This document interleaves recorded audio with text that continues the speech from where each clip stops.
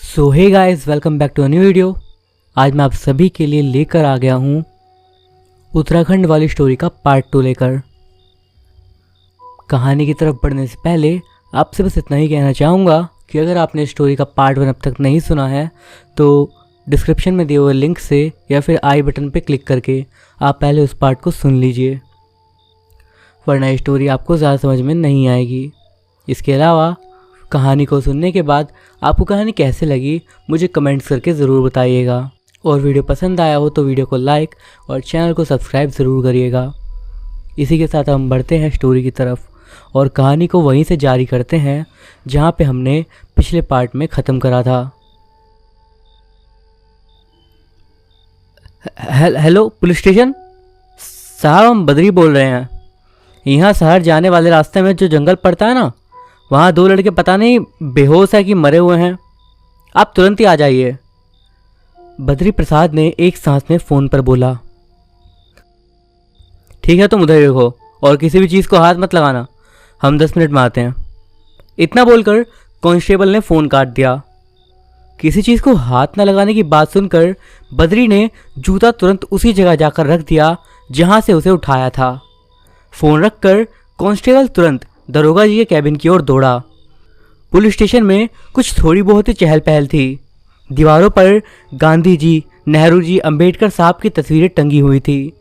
रंग कुछ भूरा सा था दीवारों का, कहीं से पूरा और कहीं से उखड़ा, कहीं कहीं तो पान की पीक से लाल भी था। 2-4 मेज थी जिनकी एक तरफ एक कुर्सी पर एक कांस्टेबल बैठे थे और दूसरी तरफ 1-2 कुर्सियां पड़ी हुई थी।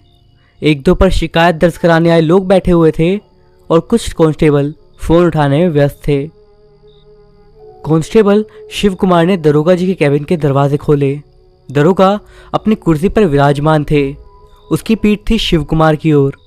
उसकी आहट सुनने पर उसने पीछे से ही एक उंगली के इशारे से उसको वहीं रोक दिया। दरोगा का कमरा एक व्यवस्थित जगह थी। टेबल पर सही ढंग से रखी फाइलें और जिनमें से 2 खुली हुई थी जिन पर पेन रखा था। दरोगा के जस्ट आगे उसके नाम की प्लेट रखी हुई थी जिस पर बड़े अक्षरों में लिखा था अजीत कुमार नेगी। अरे मंत्री जी, आप व्यर्थ चिंता करते हैं। हमारे होते हुए तो आपको चिंता का क्षय भी नहीं सोचना चाहिए। हम है ना, सब देख लेंगे। आने दीजिए उनको, हम उनको कोई भी लीड नहीं मिलने देंगे। आप देखिएगा खाली हाथ ही लौटेगी मैडम। चलिए आप निश्चित हो जाइए और रैली में जाइए, हम देख लेंगे। जय हिंद। अजीत ने कहकर फ़ोन रख दिया और बड़ी मुस्कुराहट के साथ पलटा। सांवला सजीला रंग, काली बड़ी मूछें, एकदम डैशिंग पुलिसमैन। हाँ बोलो शिव कुमार। अजीत टेबल पर रखी खुली फाइलों को देखते हुए बोला। सर, अभी हाईवे के पास वाले जंगल से किसी बद्री का फ़ोन आया। बोल रहा था कि उसे वहाँ पर 2 आदमी बेहोशी की हालत में पड़े हुए मिले हैं। गाड़ी निकलवाओ। जी सर। जय हिंद। करीब 5 मिनट बाद अजीत ने फाइल बंद करी और दराज में से अपना डंडा और रिवॉल्वर निकाली और अपने पास रख लिए। वो अपने कैबिन से बाहर निकला और गाड़ी में बैठकर जंगल की तरफ निकल गया। उसके साथ 2-3 पुलिस वाले और भी थे। शहर से जंगल काफ़ी दूर था। तकरीबन 1 घंटे के बाद अजीत और बाकी पुलिस वाले मौके वारदात पर पहुंचे। अजीत गाड़ी से उतरा और अपना काला चश्मा लगाकर जंगल की ओर जाने लगा। साथ ही साथ पुलिसकर्मी भी चलने लगे। थोड़ी ही दूरी पर उन्हें एक गाड़ी दिखी और हाथ हिलाता हुआ बद्री। वो उसके पास पहुंचे। तो तुम ही हो जिसने फ़ोन किया था? अजीत आसपास सब जगह देखते हुए बोला। जी साहब, हम ही फ़ोन किए रहे। बद्री हाथ जोड़ता हुआ बोला। दिखाओ कहाँ वो लड़के। जी साहब, आइए इस तरफ। बद्री उन्हें लड़कों के पास लेके गया। एक कांस्टेबल ने लड़कों की जांच की, ये जानने के लिए कि जीवित है या फिर मृत। सर, जिंदा है, लगता है बेहोश है। हाँ तो वही बद्री जी, बताइए क्या हुआ इधर? अजीत ने बद्री से पूछा। साहब, हम तो अपने खेत में यहाँ से जा रहे थे, देखा कि बीचों बीच एक गाड़ी खड़ी है। गाड़ी के पास में एक जूता पड़े देखे तो उसकी तरफ आ गए और तभी इन दोनों को देखे, बस आपको फ़ोन कर दिए। शिव कुमार, इन दोनों को पास वाले हॉस्पिटल में पहुंचाओ और हरिराम और बाकी लोग इस जगह को अच्छे से ढूंढो और कुछ भी मिले तो संभाल के रखना। गाड़ी की भी तलाशी करो और ये एरिया सील कर दो। जब तक पता नहीं चलता कि दोनों कौन है और यहाँ पर बेहोश क्यों थे, तब तक सील ही रखो। अजीत ने सभी साथी पुलिसकर्मी से कहा। और आप बद्री जी, जब भी आपको पुलिस स्टेशन बुलाया जाए तो फ़ौरन बयान देने आ जाइएगा, ठीक है? अजीत ने बद्री के दोनों कंधों पर हाथ रखकर मुस्कुराकर कहा। अजीत ने देखा कि दोनों लड़कों के पैर में बराबर जूते थे, तो वो दूसरा जूता किसका था? अजीत शिव कुमार और दोनों लड़कों के साथ हॉस्पिटल चला गया। थोड़ी देर बाद डॉक्टर ने उनको जांचा और अजीत के पास आकर बोला, सर टेंशन वाली कोई बात नहीं है, बस बेहोश हैं।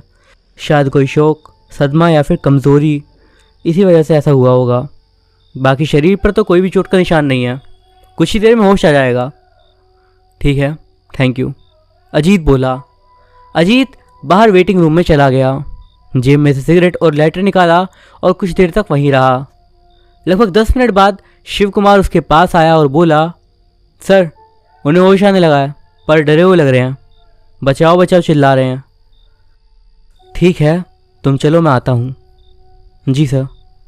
अजीत उन दोनों लड़कों के रूम में गया। होश तो दोनों को आ गया था, पर वो कुछ बड़बड़ा रहे थे। अजीत उनके बेड के पास वाली कुर्सी पर बैठ गया। शिव कुमार ने डॉक्टर को भी बुला लिया।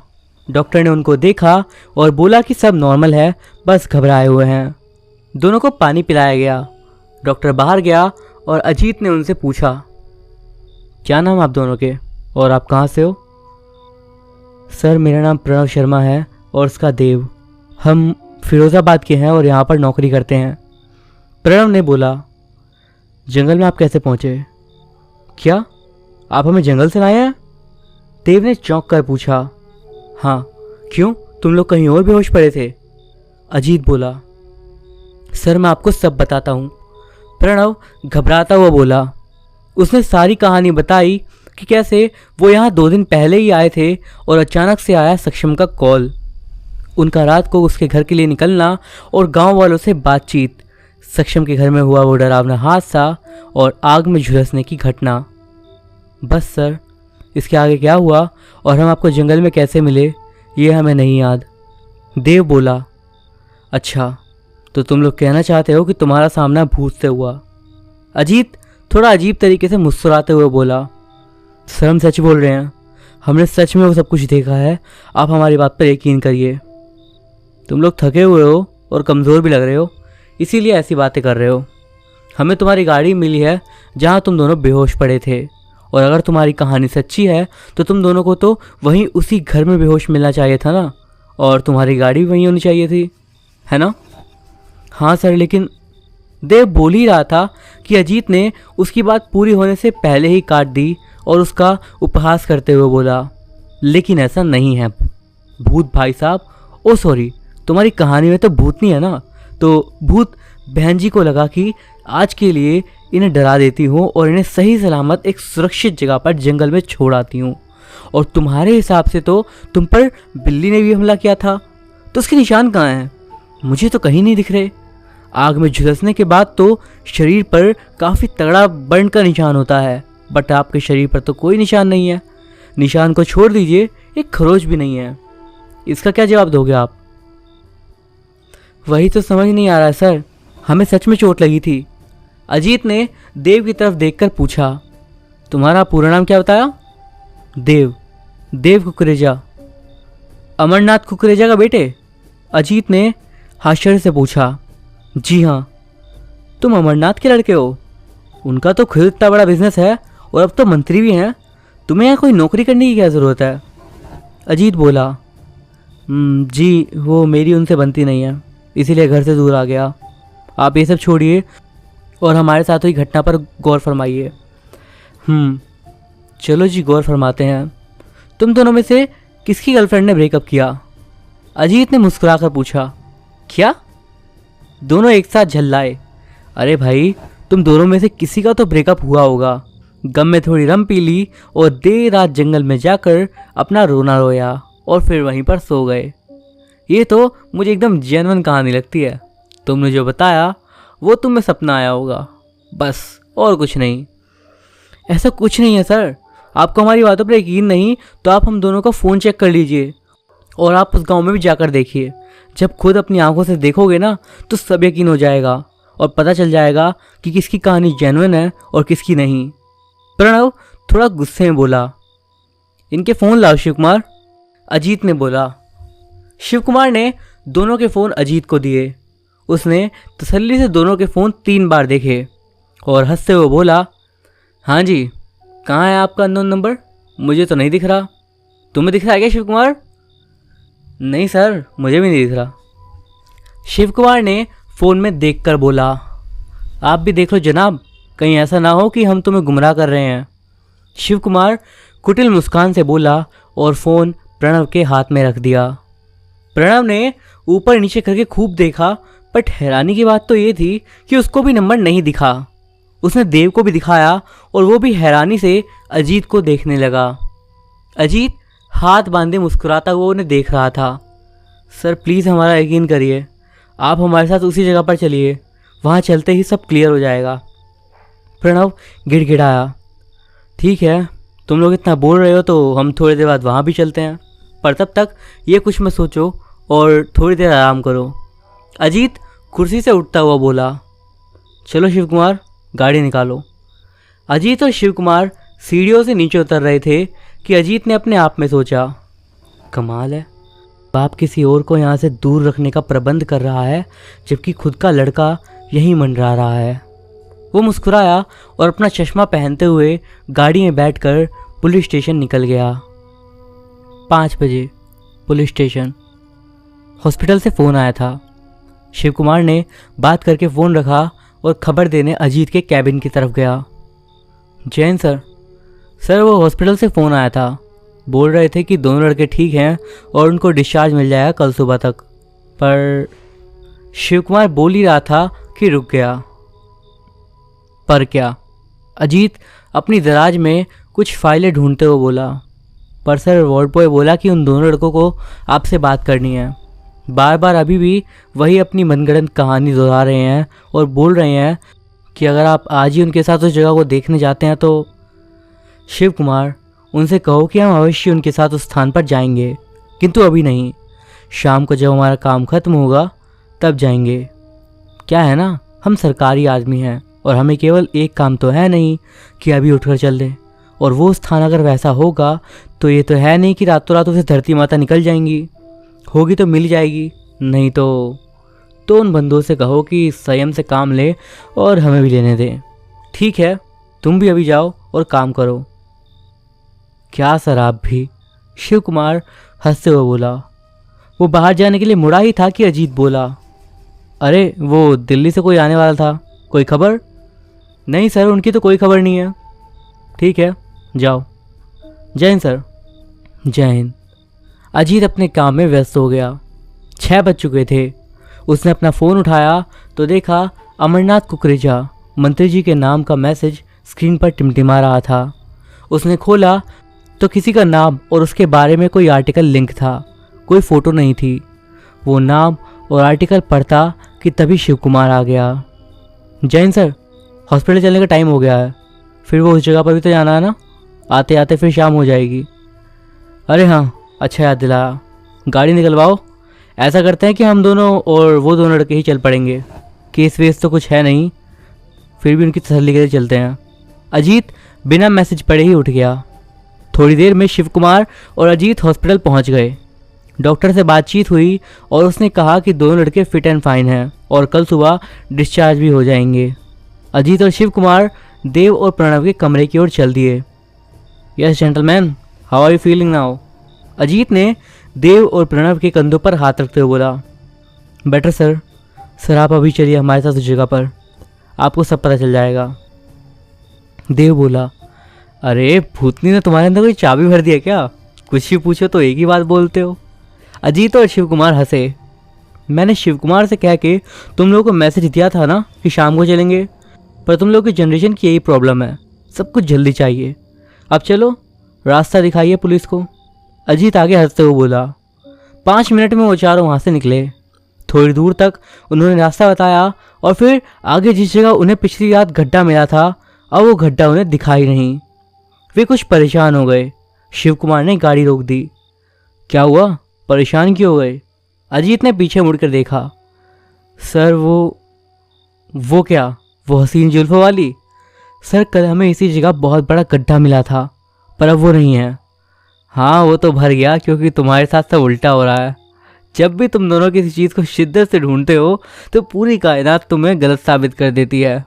अजीत बोलकर जोर से हंसा। गूगल मैप पर देखो रास्ता, शिव कुमार बोला। उन्होंने गूगल मैप खोला, पर आश्चर्य की बात तो ये थी कि जिस एड्रेस को वो ढूंढ रहे थे आज उन्हें वो मैप में भी नहीं दिख रहा था। अब क्या गूगल मैप ने भी धोखा दे दिया? अजीत बोला। सर हमें रास्ता पता है, आप सीधे चलिए, प्रणव थोड़ा डरते हुए बोला। लगभग 1 घंटे बाद वो उसी जगह पर खड़े थे जहां देव और प्रणव कल रात आए थे, जहां उन्हें वो कच्ची मिट्टी की सड़क दिखी थी, जिसके आगे जाकर एक तालाब था जिसके बगल में पेड़ पर झूले लटके हुए थे।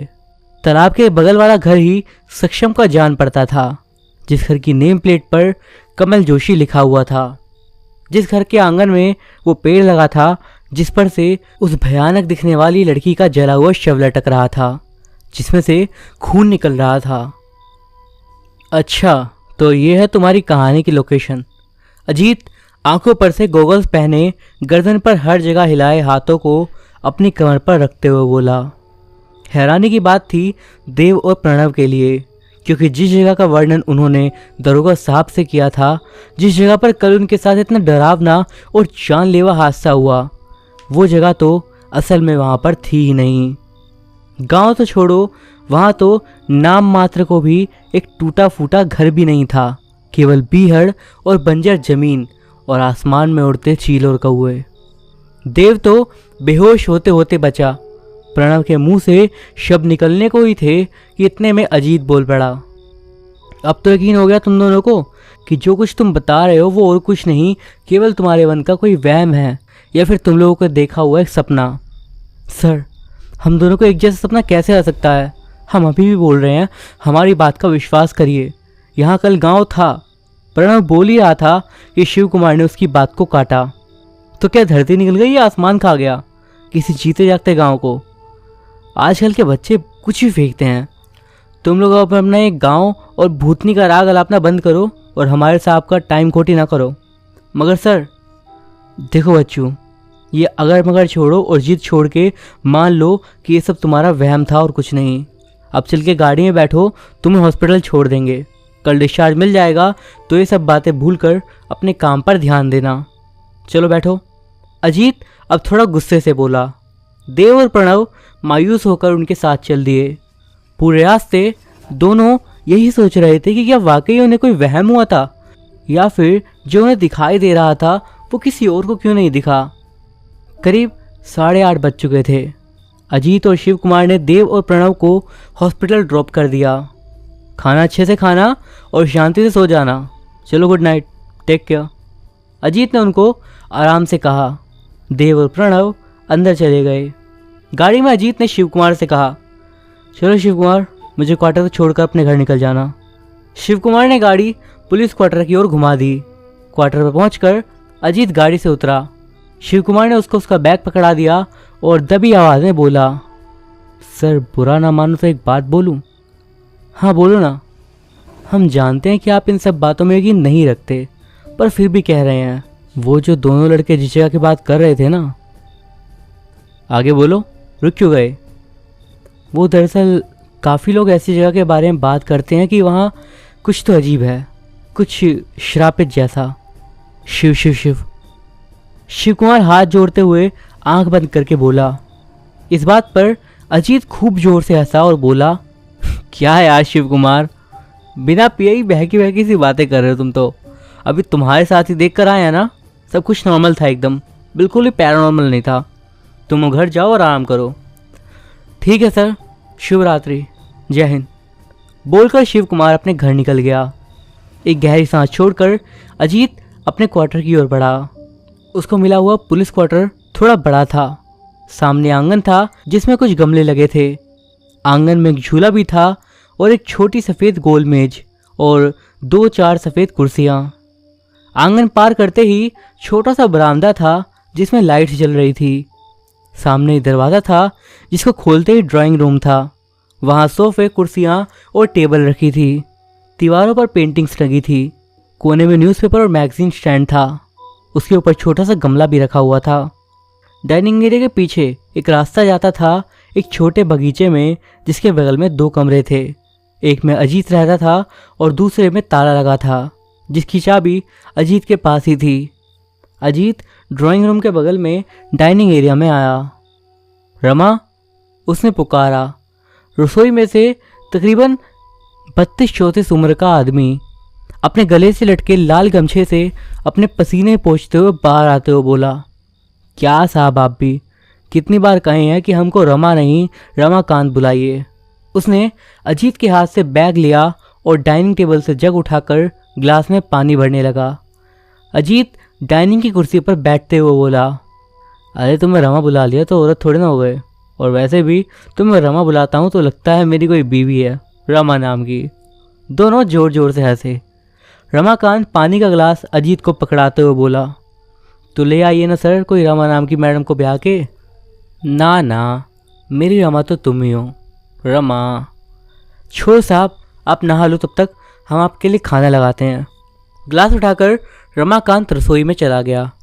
अजीत भी अब डाइनिंग टेबल से उठकर उसके पीछे से बगीचे से होता हुआ अपने कमरे में चला गया। कमरा रमाकांत ने सही ढंग से व्यवस्थित करा हुआ था। कमरा खोलते ही बराबर वाली दीवार पर स्विच बोर्ड था, जिसके नीचे एक छोटी अलमारी थी। सामने डबल बेड था और उसके बराबर में एक टेबल और 2 कुर्सियाँ। डबल बेड के दूसरी तरफ अटैच टॉयलेट बाथरूम था। अजीत ने कमरे की लाइट और फैन को ऑन करा। एक कुर्सी को थोड़ा खिसकाया और उस पर बैठकर अपने जूते उतारे। जूते उतार कर उसने स्विच बोर्ड के नीचे वाली अलमारी में रख दिए और उनमें से कैजुअल स्लीपर निकालकर पहन लिया। वो बाथरूम में चला गया। नहाकर बाहर निकला तो देखा बैग उसका टेबल पर था और फ़ोन चार्जिंग पर। बदन पर हल्के नीले रंग की टी शर्ट थी और काले रंग का लोअर। गीले बालों को एक साथ से टॉवल से पूछ रहा था और दूसरे से फ़ोन में मैसेज चेक कर रहा था कि रमाकांत आ गया और बोला, चले साहब, आप नहा लिए तो खाना खा लीजिए, आपका मनपसंद बनाया आज। उसने फिर बिना मैसेज देखे ही फ़ोन रख दिया और बोला, अंदर जो कपड़े टंगे हैं उन्हें तुम मशीन में डाल दो, मैं टेबल पर आता हूँ। अजीत ने अच्छे से रमाकांत के साथ खाना खाया और उसको बताया कि आज क्या क्या हुआ। उसने देव और प्रणव की कहानी बताई रमा को। देव और प्रणव की कहानी सुनकर रमा के हाथ से चम्मच छूट गई। अरे यार, अब तुम भी मत कहना कि ये सब है भूत भूतनी श्रापित जगह, बकवास है ये सब। साहब, हम हकीकत तो नहीं जानते, पर कुछ कुछ कहानी तो हम भी सुने हैं। अरे मैं वहाँ सुनकर नहीं, देख कर आ रहा हूँ, कुछ नहीं है उधर, तुम खाना खाओ। उन दोनों ने कहना ख़त्म करा और अजीत ने उसको कल के लिए उसके कपड़े जूते तैयार रखने को बोला और अपने कमरे में चला गया। वो कमरे में आ गया और उसने दरवाज़ा बंद करा और फ़ोन चार्जिंग से निकाल कर बेड पर बैठ गया। अब तसल्ली से उसने सारे मैसेजेस चेक करे और आखिर में अमरनाथ मंत्री का मैसेज देखा। धरा पाठक, इंडिपेंडेंट डेली की चीफ एडिटर। मैसेज में एक आर्टिकल भी था और उसने उस पर क्लिक करा और पढ़ने लगा। धरा पाठक, इंडिया के जाने माने न्यूज़पेपर इंडिपेंडेंट डेली के दिल्ली ब्रांच की चीफ एडिटर, अपनी कलम की धार से काफ़ी लोगों को और लोगों की अक्लों को ठिकाने लगा चुकी है। उसकी निडरता और आत्मविश्वास उसके आर्टिकल्स में साफ दिखता है। पिछले साल ही दिल्ली बॉर्डर पर हो रहा अवैध तरीके से ड्रग्स के आदान प्रदान के खिलाफ उसने सबूत इकट्ठे करे और लोगों में जागरूकता फैलाई और पुलिस की मदद से पूरे गिरोह को पकड़वाया।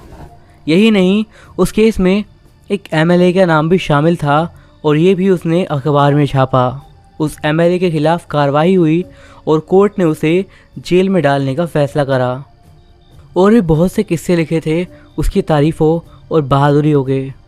भ्रष्ट और क्रिमिनल लोगों की आंखों में खूब खटकती थी वो, क्योंकि सच लिखती थी और इसीलिए भी कि औरत थी। अजीत ने पूरा आर्टिकल पढ़ा और थोड़ा इम्प्रेस भी हुआ। उसने मंत्री जी को मैसेज लिखा, हम सब संभाल लेंगे मंत्री जी, शुभ रात्रि। अपने फ़ोन में सुबह 6 बजे का अलार्म लगाया और लाइट्स ऑफ करके सो गया। उधर हॉस्पिटल में देव और प्रणव भी खाना खाकर सो चुके थे।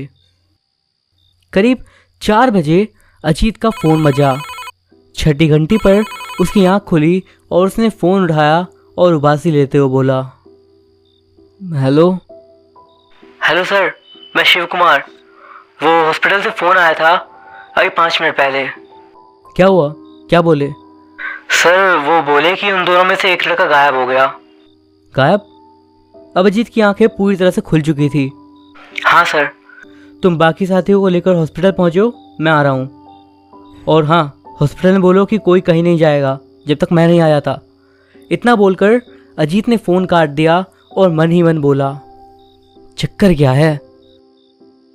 आधे घंटे में ही अजीत हॉस्पिटल लॉबी में खड़ा था। शिव कुमार के साथ वो देव और प्रणव के कमरे में गया। कमरे में देखा कि डॉक्टर प्रणव का चेकअप कर रहे थे, जो बेहोश था, और देव वो गायब था। उसने बाहर से वार्ड बॉय को अंदर बुलवाया और पूछा, इस फ्लोर पर रात को ड्यूटी पर तुम थे? हाँ सर, मैं रात भर यहीं था। तो तुम्हारे होते हुए एक पेशेंट इतनी रात को गायब कैसे हो गया? बोलो। अजीत अब गुस्से से बोला, सर मैं रात भर यहीं था। इन्हें खाना खिलाकर और दवाई देकर मैं बाहर आ गया था। तकरीबन 3:30 बजे अंदर से चीखने चिल्लाने की आवाज़ आई तो मैं भागकर अंदर गया। अंदर आया तो देखा कि वो दूसरा लड़का नहीं था और ये लड़का बेड के नीचे बेहोश पड़ा था। कोई और आया था इनसे मिलने? अजीत चिल्लाया। नहीं सर, मिलने कोई भी नहीं आया। कोई बाहर का आदमी भी यहाँ पर नहीं आया सर। तो एक जीता जागता इंसान कहाँ गया? बाहर का कोई अंदर नहीं आया तो वो लड़का गया कहाँ? हवा में भस्म हो गया? अजीत चिल्लाकर बोला। सब खामोश थे। उसने पूरा कमरा देखा। पर्दे के पीछे एक खिड़की खुली थी। उसने उसमें से नीचे झांक कर देखा तो सोचा कि कमरा तो 5वें फ्लोर पर है। यहाँ से बिना किसी के सहारे कोई उतरा तो उसको अच्छी खासी चोट लग जाएगी। नहीं, अगर देव खुद अपनी मर्जी से गायब होता और यहाँ से कूदा होता तो बिना किसी रस्सी या मदद के यहाँ से कूदना इम्पॉसिबल है।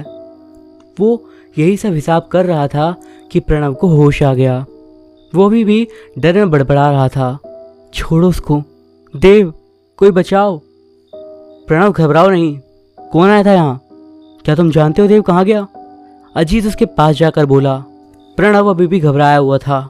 उसने बस अपनी हाथ की उंगली से खिड़की की तरफ इशारा करा और बेहोश होने लगा। आप लोग इन्हें रेस्ट करने दो, अभी कुछ भी पूछने से इनकी तबीयत बिगड़ सकती है, डॉक्टर ने कहा। ठीक है, मैं 2 कांस्टेबल छोड़कर जा रहा हूँ, इसके कमरे के बाहर वो पैरा देंगे, अजीत बोला।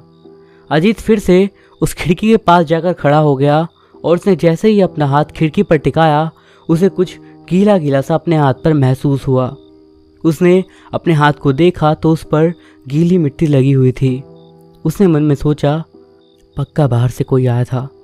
शिव कुमार, तुम यहाँ 2 कांस्टेबल को बाहर पैरा करने के लिए बोल दो और कोई भी संदिग्ध आदमी दिखे या मिलने आए तो तुरंत मुझे खबर करो। जी सर। अजीत तेजी से नीचे की ओर गया। वो हॉस्पिटल की बिल्डिंग के उस तरफ आया जहाँ से देव और प्रणव के कमरे की खिड़की दिखाई दे रही थी। उसने आसपास देखा और कुछ देखकर वो मुस्कुराया। शायद कोई सुराग मिला था। वो वहाँ से सीधा गेट कीपर के पास गया और बोला, अरे सुनो, क्या नाम है तुम्हारा?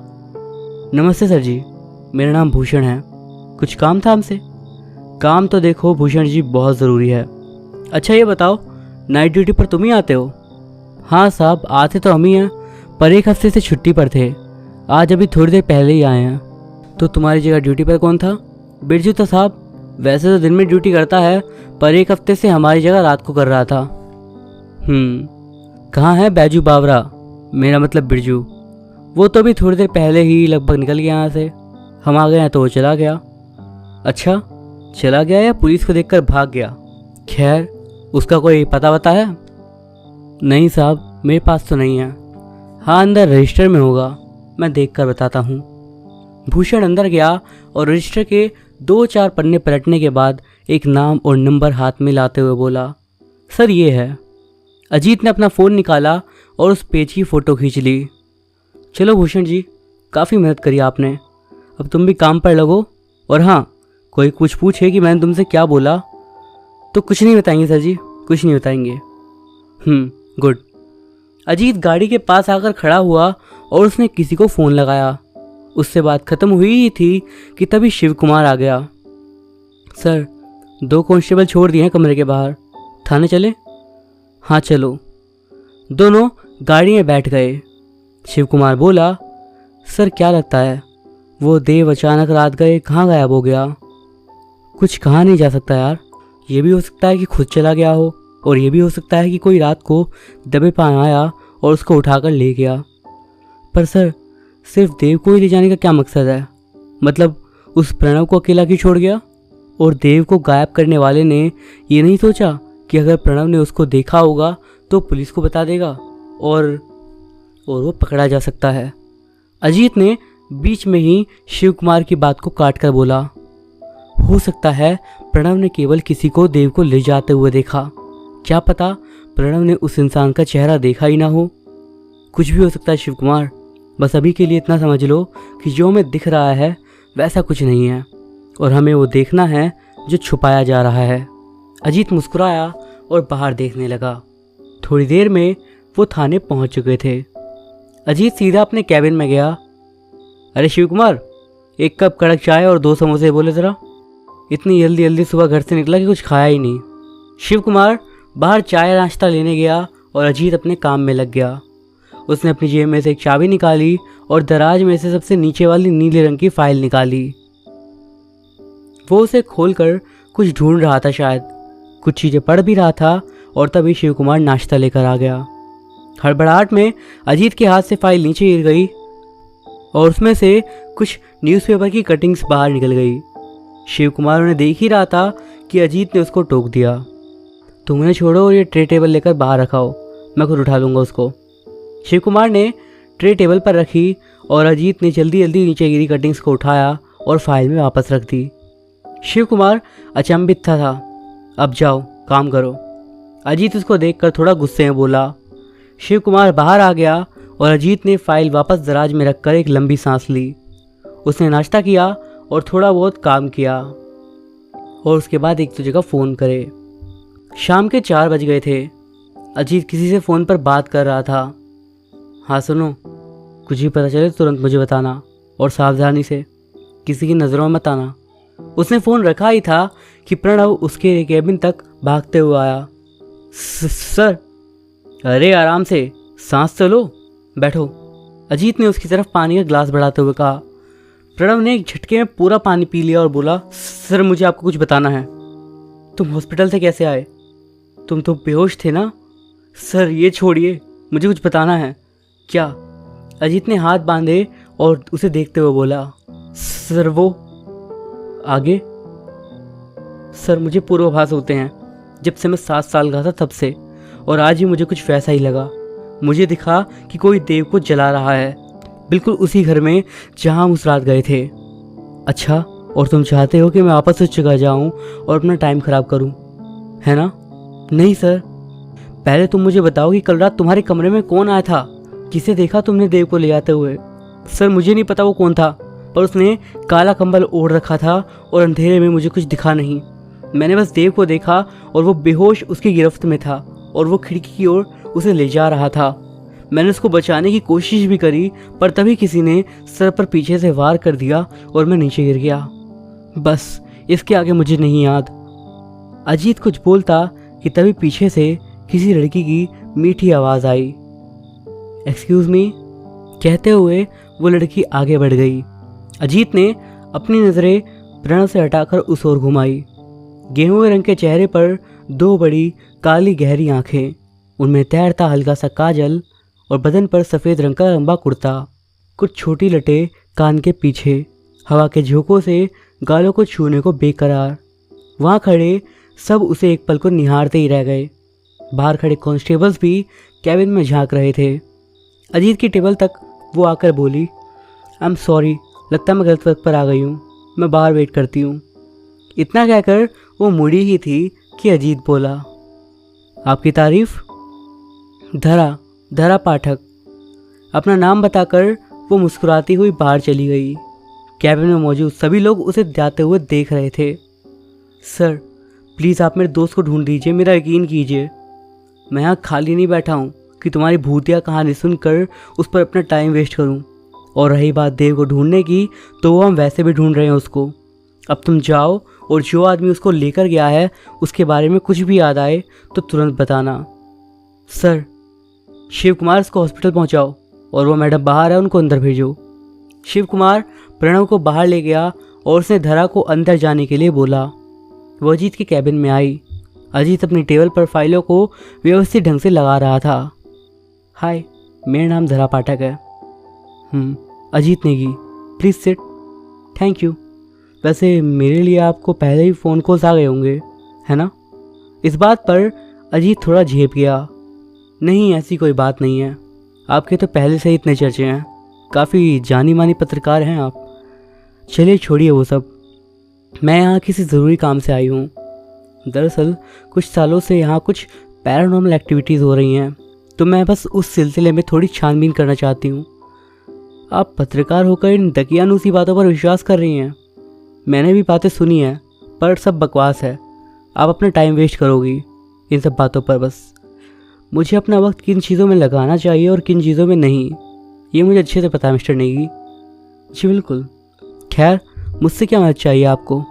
ज़्यादा मदद की ज़रूरत नहीं है मुझे, बस इतना कि मेरे काम में कोई दखलंदाजी ना हो तो बेहतर होगा। वैसे भी मुझे पता है कि आपके ऊपर प्रेशर है कि मुझे इन सब से दूर रखा जाए। आपको जो करना है करिए मिस पाठक, बस कानून के दायरे में रहकर।